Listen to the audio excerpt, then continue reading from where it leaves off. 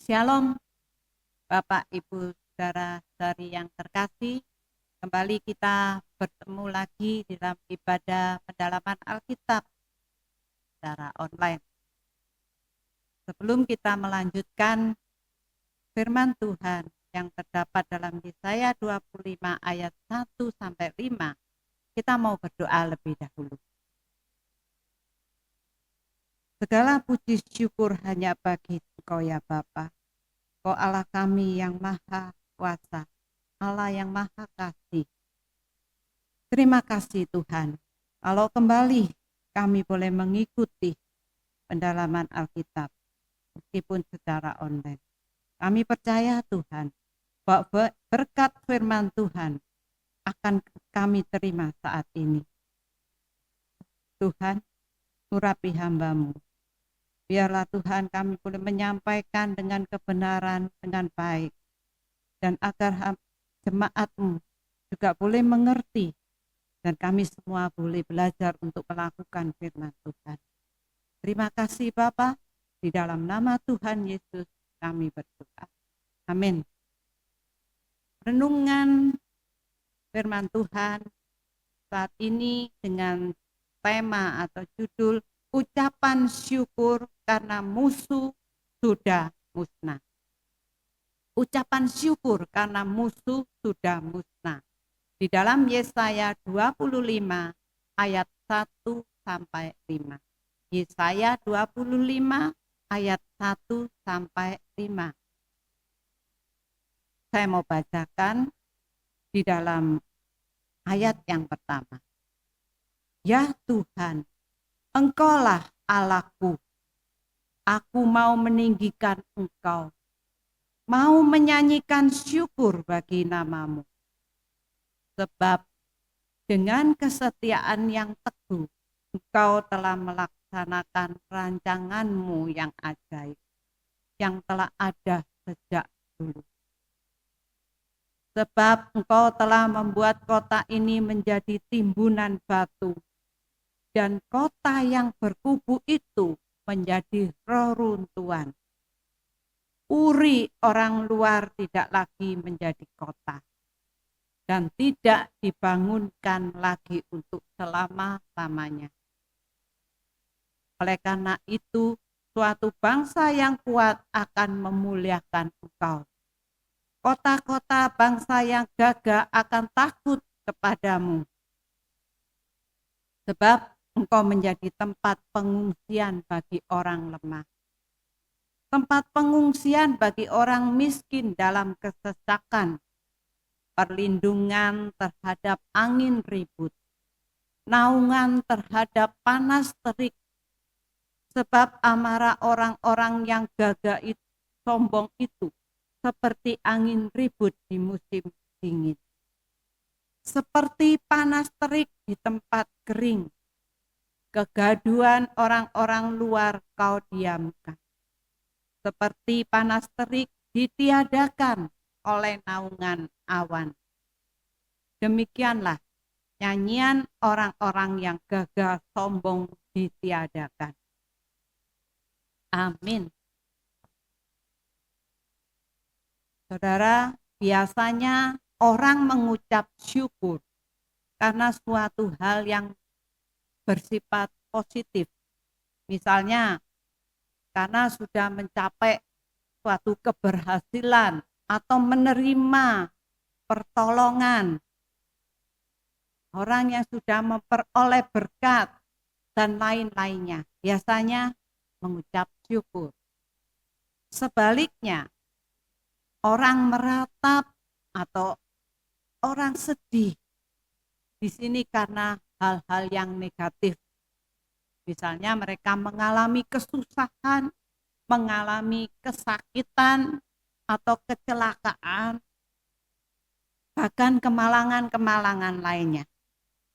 Nah, pada perikop ini Yesaya justru mengangkat pujian dan bersyukur kepada Tuhan atas keruntuhan Yerusalem akibat penghukuman Tuhan. Bahkan dia mengajak seluruh umat untuk bersyukur Karena bukan hanya Yerusalem yang akan hancur, melainkan seluruh bumi akan musnah dalam peperangan yang sangat mengerikan.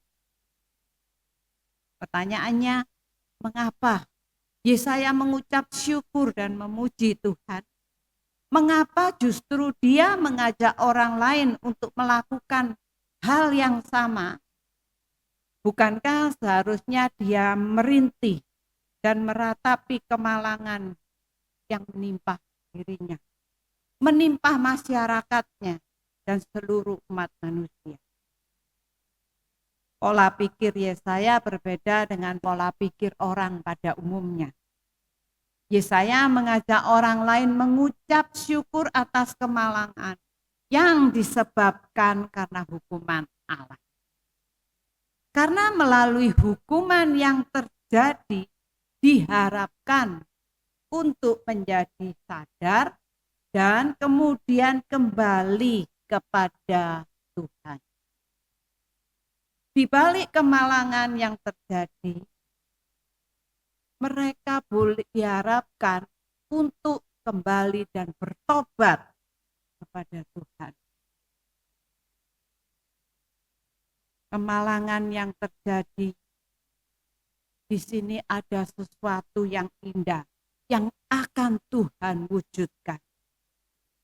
Hukuman menjadi langkah awal bagi pemulihan yang ditegakkan oleh Tuhan. Dengan hukuman, umat Tuhan bisa justru semakin dekat, semakin bergantung kepada Tuhan. Hukuman tersebut dipandang sebagai rencana pemulihan yang dirancangkan Tuhan bagi umatnya. Menjadi Allah satu-satunya yang disembah oleh umat manusia. Di balik rencana tersebut ada sesuatu yang indah, yaitu kemenangan Tuhan atas semesta alam. Karena itu nyanyian syukur yang dinyanyikan dalam perikop ini adalah nyanyian kemenangan Tuhan. Rencana Tuhan merupakan rencana yang ajaib, rencana yang terbaik bagi umatnya. Sesudah ancaman murka Allah di dalam pasal sebelumnya, bahwa dunia ini rapuh, dunia ini fana, dan hal-hal buruk bisa menimpa kepada bumi ini. Malapetaka menimpa bumi ini, bencana alam, peperangan, gempa, dan sebagainya akan menimpa bumi ini. Di pasal 25 ini, seringkali kalau kita bicara tentang akhir zaman, itu identik dengan kiamat. Dan orang-orang dunia pun percaya bahwa kiamat akan terjadi. Dan ini suatu hal yang mengerikan, suatu hal yang menakutkan. Di sini kembali Nabi Yesaya berbicara perihal kemuliaan semarak kerajaannya. Dan memuliakan dia atas kebesarannya itu. Meskipun nubuat ini mungkin saja telah digenapi melalui penghancuran Babel dan pembebasan orang Yahudi dari penawanan mereka di sana. Nubuat itu memang jauh ke depan pada puji-pujian yang harus dipanjatkan kepada Allah oleh jemaat Injil atas semua kemenangan Kristus atas musuh-musuh rohani kita. Serta penghiburan yang telah disediakannya bagi semua orang percaya. Puji syukur atas apa yang dilakukan oleh Allah. Yang dipanjatkan Nabi Yesaya atas nama jemaat kepada Allah. Dan mengajarkan kita untuk melakukan hal yang sama. Ucapan syukur kepada Tuhan ini kita mau belajar di dalam ayat 1 sampai yang kelima tadi. Yang pertama yaitu merupakan ungkapan syukur kepada Tuhan karena telah melaksanakan rancangannya yang ajaib. Ayat 1, ya Tuhan, Engkaulah Allahku. Nabi Yesaya mengangkat hatinya sendiri untuk memuji dan meninggikan Allah dengan kerendahan hati. Jadi kalau kita ingin menggerakkan orang lain, haruslah kita menggerakkan diri kita sendiri terlebih dahulu untuk memuji dan meninggikan Tuhan. Tidaklah mungkin kita memberitakan firman-Nya, tetapi kita tidak suka memuji Tuhan. Kita tidak suka meninggikan Tuhan. Di dalam Keluaran 15 ayat 1 dan 2, musik di sini memegang peranan penting dalam penyembahan dan perayaan-perayaan orang Israel. Bernyanyi merupakan ekspresi kasih dan ucapan rasa syukur. Ada yang mengatakan nyanyian Musa ini merupakan nyanyian tertua di dunia. Ini merupakan puisi kepahlawanan untuk merayakan kemenangan Allah.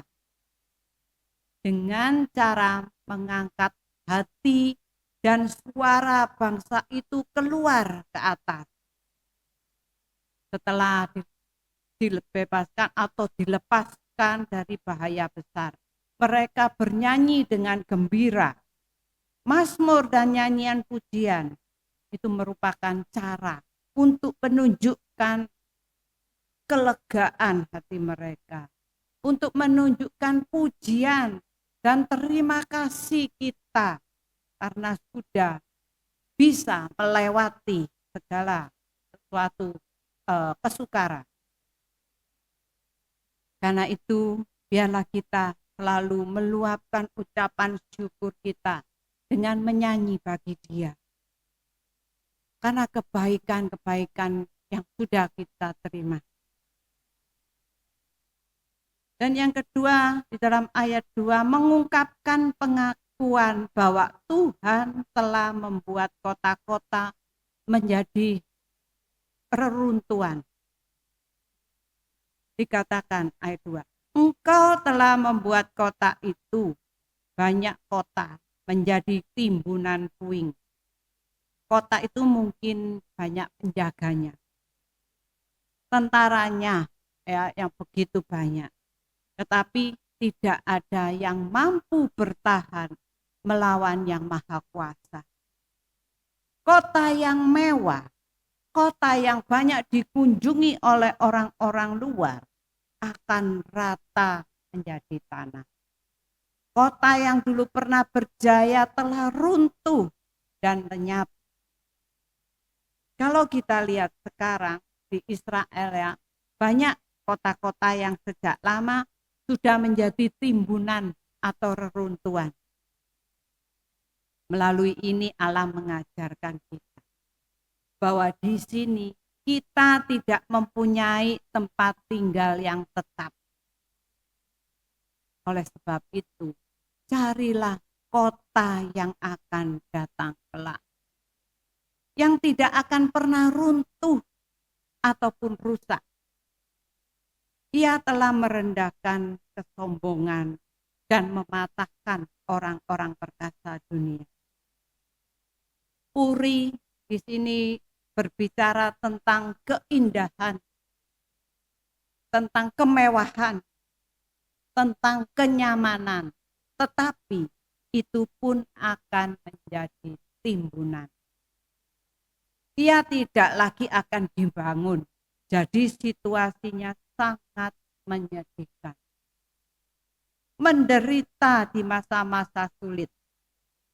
Karena itu jangan bermegah, sebab kekuatan, kemegahan dunia akan hancur menjadi reruntuhan. Akan hancur menjadi timbunan.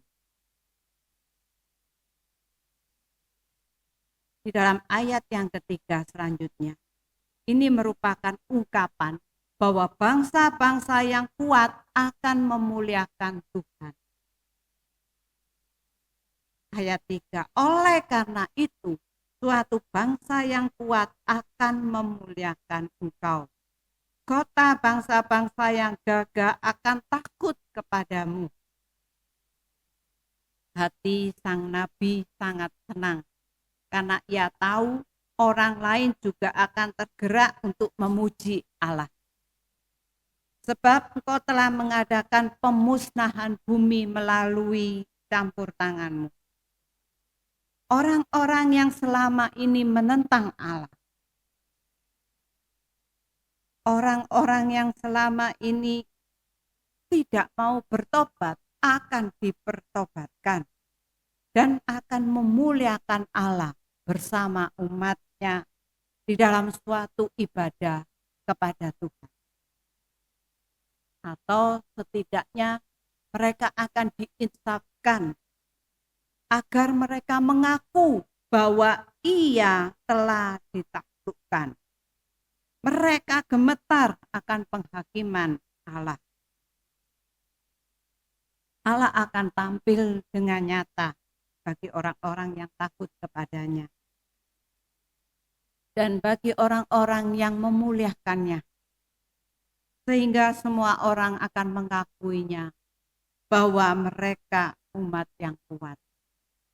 Dan untuk itulah mereka memuliakan Allah.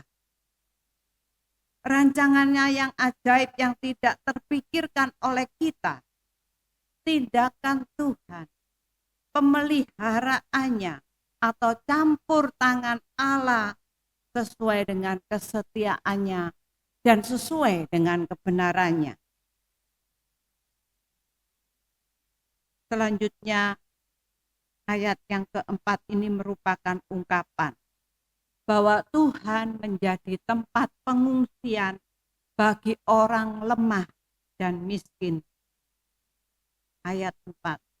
Engkau menjadi tempat pengungsian bagi orang lemah, tempat pengungsian bagi orang miskin.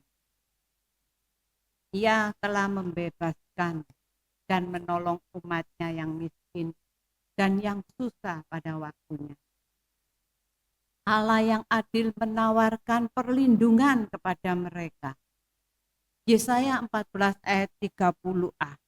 Yang paling hina dari umatku akan mendapat makanan dan orang-orang miskin akan diam dengan tenteram. Allah melemahkan orang-orang kuat dan sombong yang merasa nyaman.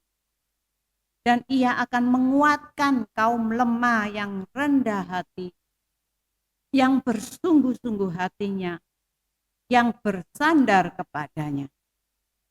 Sebab ia sendiri yang akan menjadi kekuatannya. 2 Korintus 6 ayat 7. Bahaya atau kesukaran yang dialami umatnya, Allah akan menyelamatkan. Allah akan menjadi perlindungan bagi umatnya, sehingga mereka akan mampu bertahan terhadap goncangan. Mereka akan tetap teguh terhadap goncangan apapun. Selanjutnya ayat yang kelima ini merupakan ungkapan bahwa Tuhan akan meniadakan kegaduhan orang-orang luar. Kegaduhan orang-orang luar. Oh, ini adalah orang yang menindas umat Allah. Akan atau telah kau diamkan. Engkau akan meredakan dan membungkamnya seperti panas terik ditiadakan dan diteduhkan oleh awan yang melintas. Tuhan akan melindungi. Tuhan akan melindungi orang-orang yang mempercayakan diri kepadanya dari kesombongan para penindas yang angkuh. Para penindas umat Allah dikatakan atau disebut sebagai orang luar. Kesombongan mereka akan direndahkan. Sebaliknya, orang miskin yang menderita karena orang-orang kejam yang menindas mereka, Allah akan peduli dan menjadi tempat pengungsian bagi mereka. Ketika kita dirugikan, ketika kita ditindas, kita bisa datang kepadanya untuk mendapatkan penghiburan, untuk mendapatkan pertolongan. Yesus menyatakan bahwa kerajaan Allah ini milik orang miskin.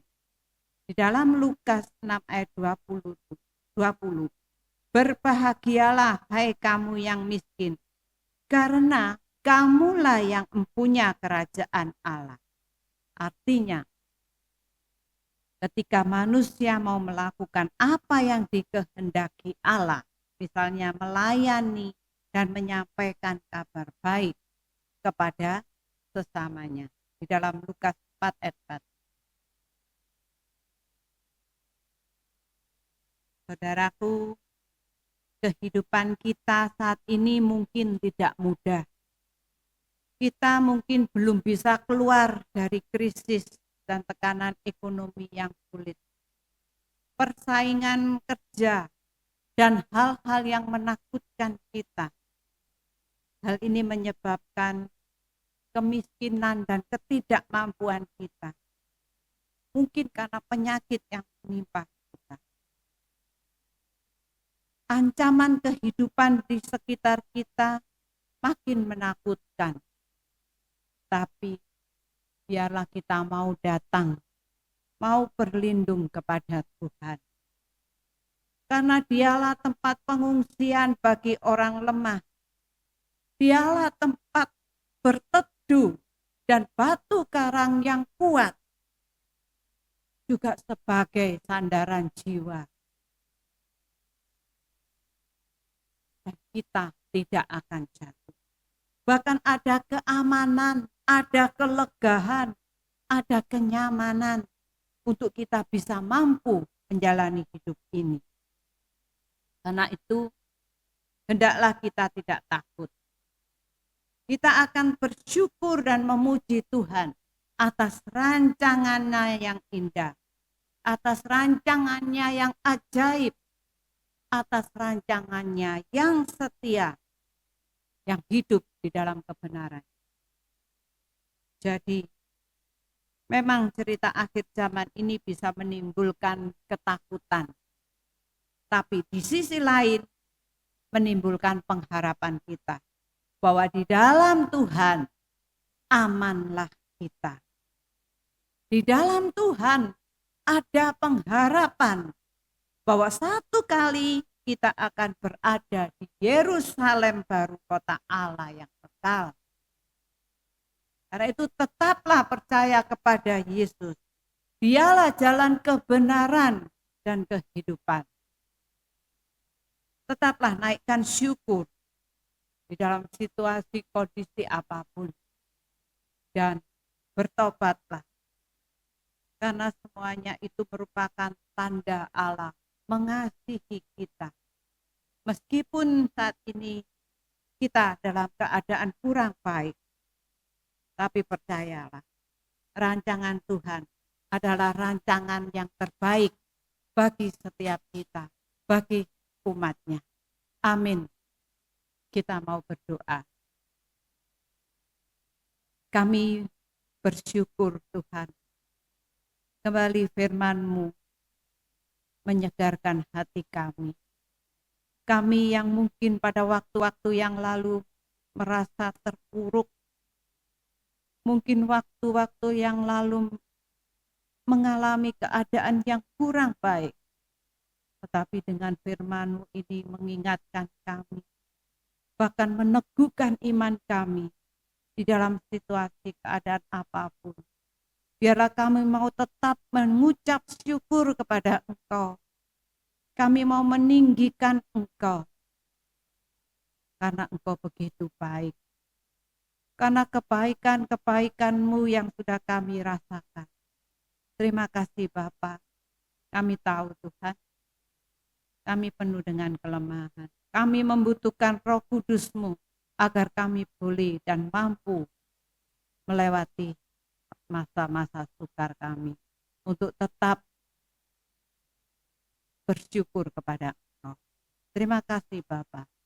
Di dalam nama Tuhan Yesus kami berdoa. Amin.